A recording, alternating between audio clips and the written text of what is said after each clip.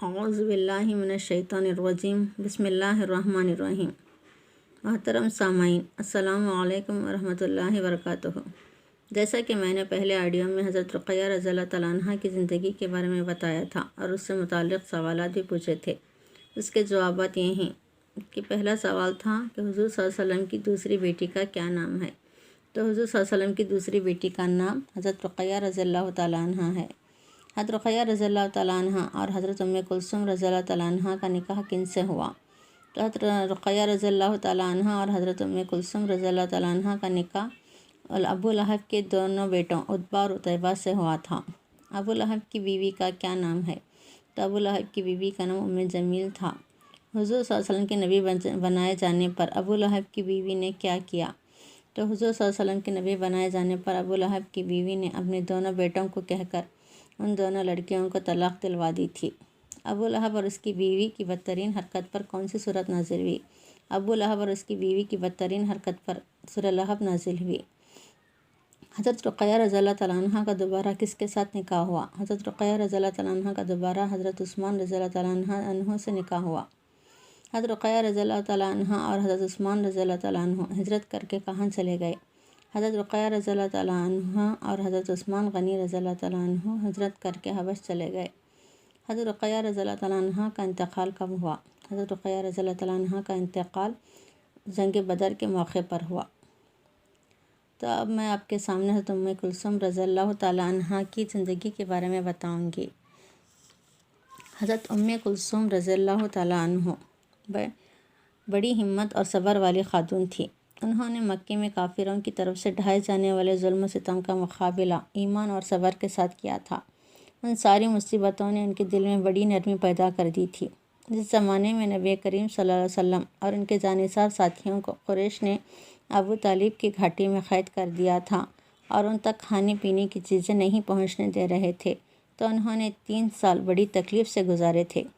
حضرت ام کلثوم اور اپنے والد رسول اللہ صلی اللہ علیہ وسلم کے ساتھ اس گھاٹی میں تھیں جہاں کسی کو جانے کی اجازت نہ تھی۔ کبھی کبھی چوری چھپے کچھ لوگ وہاں تھوڑی بہت کھانے پینے کی چیز پہنچا دیتے تھے۔ ایک مرتبہ حکیم بن حزام اپنے غلام کے ساتھ حضرت خدیجہ رضی اللہ تعالیٰ عنہ کی خدمت میں کچھ کھانے پینے کا سامان لے کر جا رہے تھے۔ ابو جہل نے دیکھا تو کہا، خبردار، ایک قدم آگے نہ بڑھو، یہیں سے لوٹ جاؤ، آئندہ اگر ہم نے دیکھ لیا تو ہم سے برا کوئی نہ ہوگا۔ وہ لوٹ آئے۔ حضرت ام کلثوم رضی اللہ تعالیٰ عنہ اپنے والد رسول اللہ صلی اللہ علیہ وسلم کی شفقت کے سہارے ایک کٹھن دن گزار رہی تھیں۔ ان کی بڑی بہن حضرت زینب رضی اللہ تعالیٰ عنہ اپنے سسرال میں اپنے شوہر ابو العاص رضی اللہ تعالیٰ عنہ کے ساتھ تھیں، لیکن ان سے ملنے کی کوئی راہ نہ تھی۔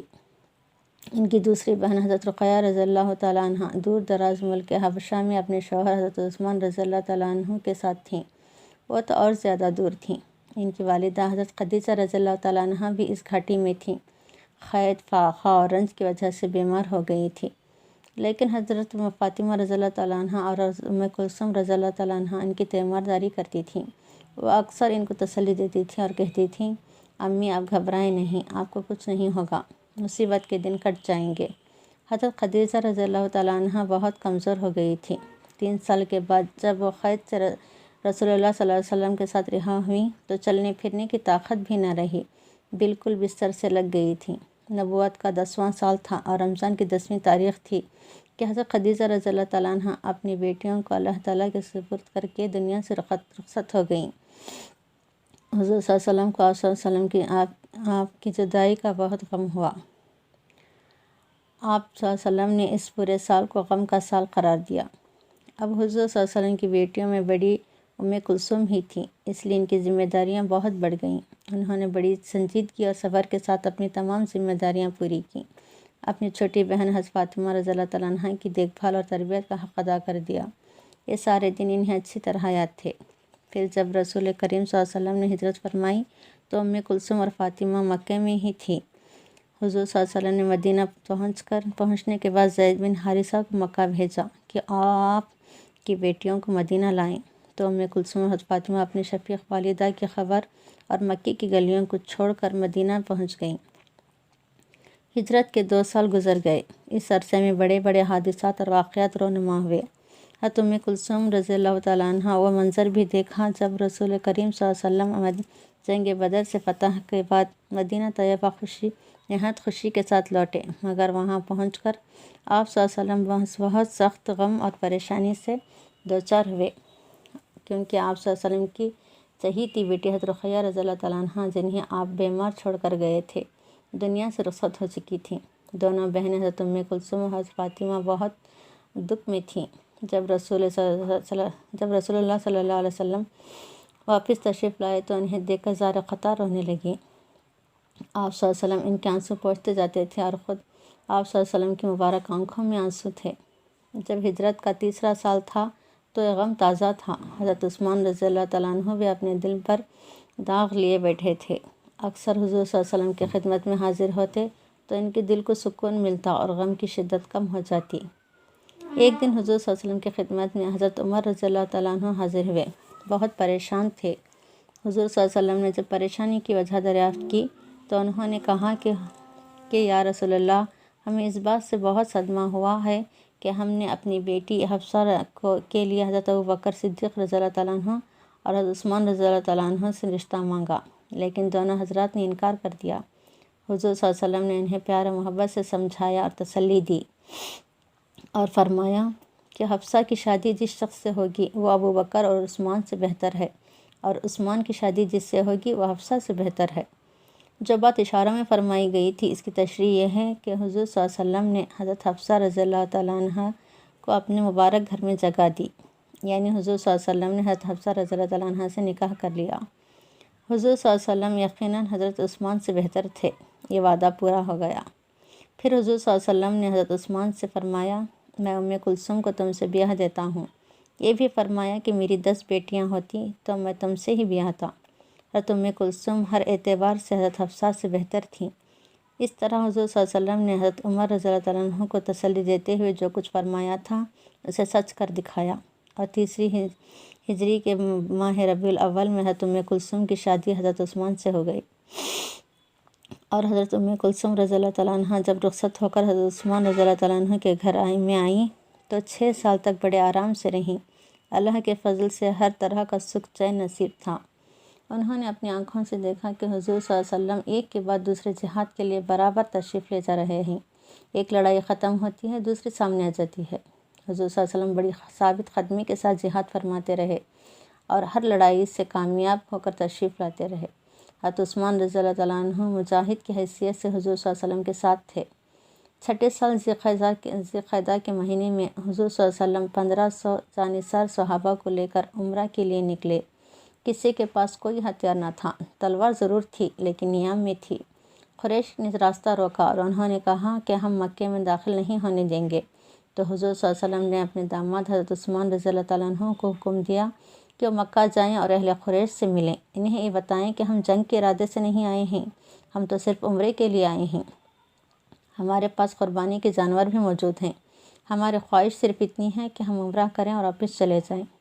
ادھر حضرت ام کلثوم کا دل دھڑک رہا تھا کہ کہیں ایسا نہ ہو کہ ان کے محترم شوہر کو قریش والے گرفتار کر لیں اور ان پر سختی کرنے لگیں، اور جب حضرت عثمان رضی اللہ تعالیٰ عنہ کی واپسی میں دیر ہوئی تو ان کی پریشانی اور بڑھ گئی، اور حضرت عثمان رضی اللہ تعالیٰ عنہ کی واپسی کا انتظار صرف ام کلثوم ہی کو نہیں بلکہ سارے صحابہ کو تھا۔ بے چینی بہت بڑھ رہی تھی۔ اتنے میں خبر ملی کہ حضرت عثمان کو مکے والوں نے قتل کر دیا ہے، تو حضرت ام کلثوم کو جب یہ خبر ملی تو وہ رونے لگ گئی۔ رسول اللہ صلی اللہ علیہ وسلم نے تمام صحابہ اکرام کو فوراً اکٹھا کیا۔ جب لوگ جمع ہو گئے تو حضور صلی اللہ علیہ وسلم سے ان سے عہد لیا کہ وہ حضرت عثمان کے قتل کا بدلہ لیں گے، اور حضرت عثمان کی طرف سے خود حضور صلی اللہ علیہ وسلم نے اپنے بائیں ہاتھ پر داہنا ہاتھ پر رکھ کر فرمایا کہ یہ عثمان کا ہاتھ ہے اور میں ان کی طرف سے عہد کرتا ہوں۔ اس عہد کو بیعت رضوان کہتے ہیں۔ اور حضرت ام کلثوم رضی اللہ تعالیٰ عنہ غم سے نڈھال ہو رہی تھیں۔ اتنے میں حضرت عثمان رضی اللہ تعالیٰ عنہ مکہ واپس ہوئے تو ان کو دیکھ کر سب کے حیرت اور خوشی کی انتہا نہ رہی۔ اس طرح حضرت ام کلثوم رضی اللہ تعالیٰ عنہ کی جان میں جان آئی۔ پھر حضور صلی اللہ علیہ وسلم اور قریش والوں میں صلح ہوئی۔ حضور صلی اللہ علیہ وسلم نے صلح کی عبارت خود لکھوائی۔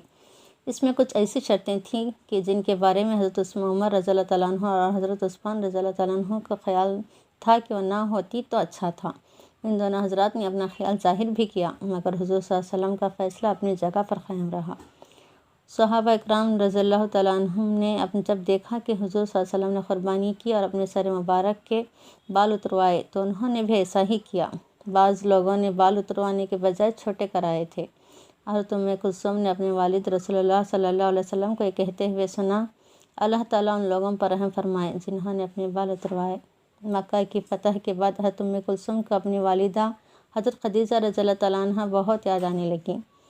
بڑی شدت سے ان کے دل میں خواہش پیدا ہوئی کہ وہ اپنی والدہ کی قبر کی زیارت کے لیے مکہ جائیں۔ انہوں نے اپنی اس خواہش کا اظہار اپنے والد رسول اللہ صلی اللہ علیہ وسلم سے بھی کیا اور اپنے شوہر حضرت عثمان رضی اللہ تعالیٰ عنہ سے بھی اس کی درخواست منظور ہوئی، لیکن زندگی نے وفا نہ کی اور 9 ہجری ماہ شعبان میں رحلت کر گئیں۔ انا للہ و انا الیہ راجعون۔ اپنی بڑی بہن حضرت رقیہ رضی اللہ تعالیٰ عنہ کے پہلو میں دفن کی گئیں۔ حضور صلی اللہ علیہ وسلم ان کی قبر پر دیر تک کھڑے رہے۔ آپ صلی اللہ علیہ وسلم کی مبارک آنکھوں میں آنسو جاری ہو گئے۔ اب آئیے سوالات کی طرف۔ حضرت رقیہ رضی اللہ تعالیٰ عنہ کی وفات کے بعد حضرت ام کلثوم حضور صلی اللہ علیہ وسلم اور صحابہ رضی اللہ تعالیٰ عنہ ابو طالب کی گھاٹی میں کتنے سال قید رہے؟ حضرت خدیجہ رضی اللہ تعالیٰ عنہ کا انتقال کب ہوا؟ حفصہ رضی اللہ تعالیٰ عنہ کا نکاح کس سے ہوا؟ حضرت عثمان رضی اللہ تعالیٰ عنہ کا نکاح کس سے ہوا؟ حضور صلی اللہ علیہ وسلم اور صحابہ رضوان اللہ اجمعین نے جو عہد کیا تھا اس کو کیا کہتے ہیں؟ کون سی ہجری میں حضرت ام کلثوم رضی اللہ تعالیٰ عنہ کا انتقال ہوا؟ اس کے جوابات کمنٹس باکس میں ضرور دیں۔ پھر ملتے ہیں اگلی آڈیو میں، تب تک اللہ حافظ، دعا میں یاد رکھیں۔